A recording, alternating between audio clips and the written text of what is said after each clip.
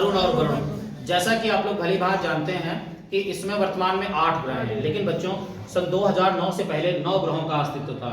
ठीक है, 9 ग्रहों का अस्तित्व कैसे था कि 9वां ग्रह जो था उसे प्लूटो या यम कहा जाता था। लेकिन नासा के वैज्ञानिकों ने, जैसे अपने यहाँ जो स्पेस रिसर्च सेंटर है बेंगलोर में है, ऐसे ही अमेरिका का जो है नासा बोलते हैं उसके, नॉर्थ अमेरिकन स्पेस अथॉरिटी। बच्चों नासा के महान वैज्ञानिकों ने क्या किया कि जो 9वां ग्रह था यम या प्लूटो, उसका अध्ययन करना शुरू कर दिया। तो उसके बाद में ये पुष्टि हुई, उन्होंने ये पाया कि इस ग्रह का अस्तित्व लगभग समाप्त हो चुका है। तब से 2009 से और अब तक ये मान लिया गया कि वर्तमान में कुल 8 ग्रह विद्यमान हैं। ठीक है, अब उसमें बुध, शुक्र, पृथ्वी, मंगल, बृहस्पति, शनि, अरुण और वरुण ये सूर्य से दूरी के क्रम में है। जाहिर सी बात है, मान लीजिए सूर्य है, सूर्य क्या है, एक तारा है, और तारों में अपना ऊष्मा और प्रकाश होता है। कैसे होता है ऊष्मा और प्रकाश? ये नाभिकीय संलयन की प्रक्रिया पर आधारित होते हैं। ठीक है, तभी इनमें ऊष्मा जनरेट होती है, प्रकाश उत्पन्न होता है। ठीक है, तो सूर्य से सर्वाधिक नजदीक बुध है, फिर शुक्र है, फिर पृथ्वी है, फिर मंगल है, फिर बृहस्पति है, फिर शनि है, फिर अरुण और वरुण है। अब बिल्कुल स्थिति से स्पष्ट होता है कि कोई ग्रह अपने तारे के जो सर्वाधिक नजदीक होगा वो सबसे पहले चक्कर लगा लेगा उसका, क्योंकि उससे सर्वाधिक नजदीक है। शुक्र उससे भी ज्यादा 150 दिन करीब लग जाता है। फिर पृथ्वी को 365 दिन और 6 घंटे, तो उसको शॉर्ट में कहते हैं 365 से 1/4, इतने दिन में सूर्य का चक्कर लगाता है। ऐसे बढ़ते हुए क्रम में दूरी में वरुण को सबसे ज्यादा टाइम, कई वर्ष तक लग जाता है एग्जैक्टली। ठीक है, अब आप इसमें देखिए ये जो बॉटल्स हैं इनके माध्यम से ये दर्शाने का प्रयास किया गया है, इनमें कोई लिक्विड या केमिकल भरा हुआ है, कि जो बोतल सर्वाधिक भारी है। इससे साफ स्पष्ट होता है कि प्रत्येक ग्रह का, प्रत्येक प्लैनेट का अपना एक मास होता है, द्रव्यमान होता है ना। तो जैसे ये सर्वाधिक भारी है, इसका मतलब है जुपिटर को हिंदी में कहते हैं बृहस्पति, ये सबसे बड़ा ग्रह है। ठीक है, और सर्वाधिक इसके उपग्रह भी हैं। 2014-15 के आसपास इसके उपग्रह थे 67 के करीब। इसमें मोर देन 75 इसके उपग्रह होंगे, है ना।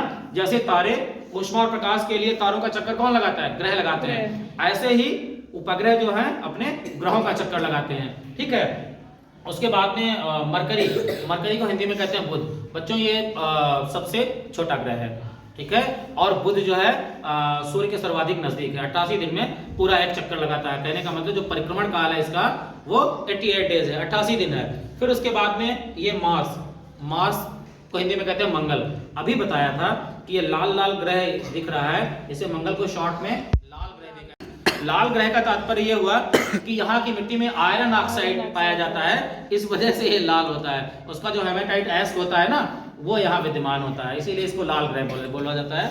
और यहाँ पर ऑलमोस्ट जीवन के लिए बहुत अच्छी अनुकूल परिस्थितियां नहीं है, इसलिए नहीं। और पृथ्वी एकमात्र ऐसा ग्रह है जहां पर मनुष्य के जीवन यापन के लिए सारी की सारी अनुकूल परिस्थितियां पाई जाती हैं। ठीक है, अब आप इसको नीला ग्रह, हरित ग्रह दोनों ग्रह बोलते हैं। ठीक है, नीला ग्रह से क्यों बोला जाता है बच्चों?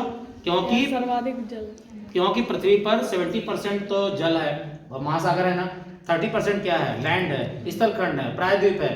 तो ऐसी दशा में जब अंतरिक्ष से हम नीचे देखते हैं ना, तो हमें जल नीला दिखाई देता है, इस वजह से इसको हम नीला ग्रह कहते हैं। हरित ग्रह से इसलिए कहा जाता है क्योंकि इस पर वनस्पतियां, पेड़ पौधे, क्रॉप्स फसलें होती है ना, इसीलिए से हम हरित ग्रह कहते हैं। और पृथ्वी अभी आपको बताया कि एकमात्र ऐसा ग्रह है जहां पर मनुष्य जीवन यापन कर रहा है। एग्जैक्टली पता नहीं है, हम लोगों को वैज्ञानिक इसकी खोज में लगे हुए हैं कि इसके अलावा भी हो सकता है बहुत सारे ऐसे ग्रह हों जहां पर जीवन यापन कर रहे हो, लोग सरवाइव कर रहे हो। लेकिन आप वायुमंडल में देखते हैं, अंतरिक्ष में आप देखते हैं कि बहुत छोटे छोटे तारे रात्रि में आपको दिखाई देते हैं, है ना। तो वो तारे छोटे नहीं है, हो सकता है वो सूर्य से कई गुना भारी हो, ऐसे हैं भी तारे।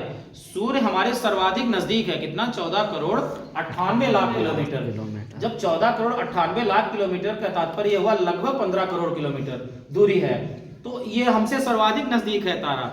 तो हमारा जो पृथ्वी है ये सूर्य का चक्कर लगाती है ऊष्मा और प्रकाश के लिए, और ये 365 सही 1/4 दिन में चक्कर पूरा कर लेती है। और सूर्य का प्रकाश पृथ्वी तक आने में कितना टाइम लगता है बच्चों? 8 मिनट और 19 सेकंड लगता है। ठीक है, ओके। अब उसके बाद में पृथ्वी का एकमात्र जो प्राकृतिक उपग्रह है उसके चंद्रमा को बताते हैं। ये पृथ्वी का प्राकृतिक उपग्रह है। प्राकृतिक उपग्रह इसलिए कहा जाता है कि बच्चों ये चंद्रमा पृथ्वी के सर्वाधिक नजदीक है, तो बात यह है। दूसरा क्या है कि ये जितने समय में अपने अक्ष पे या अपनी धुरी पर घूमता है, लगभग उतने ही समय में ये पृथ्वी का एक चक्कर लगा लेता है। कहने का मतलब चंद्रमा का जो परिभ्रमण काल होता है और जो परिक्रमण काल होता है वो ऑलमोस्ट समान होता है। अभी आगे जब बताएंगे चंद्रकलाएं तो बताऊंगा आप लोगों को कि चंद्रमा का हमें पृष्ठभाग कभी नहीं, पृष्ठ माने होता है पिछला, हमें पिछला भाग कभी नहीं दिखाई देता, क्योंकि चंद्रमा भी मूवमेंट कर रहा है, घूम रहा है। एक तो अपने अक्ष पर भी घूम रहा है, दूसरा पृथ्वी के चक्कर लगा रहा है, और पृथ्वी क्या है, अपने तारे सूर्य का चक्कर लगा रही है, तो दोनों गतिमान है। इसीलिए जो है हमेशा चंद्रमा का एक ही भाग खा देता है। ठीक है, और बताऊं बहुत इंपॉर्टेंट बात, चंद्रमा का जो व्यास है पृथ्वी का 1/4 होता है। चंद्रमा हमारे पृथ्वी से 3,84,000 किलोमीटर दूर स्थित है, और चंद्रमा से पृथ्वी तक प्रकाश पहुंचने में 1 मिनट और 25 सेकंड लगता है। अर्थात चंद्रमा पृथ्वी का एकमात्र प्राकृतिक उपग्रह है। समझ में आ गया?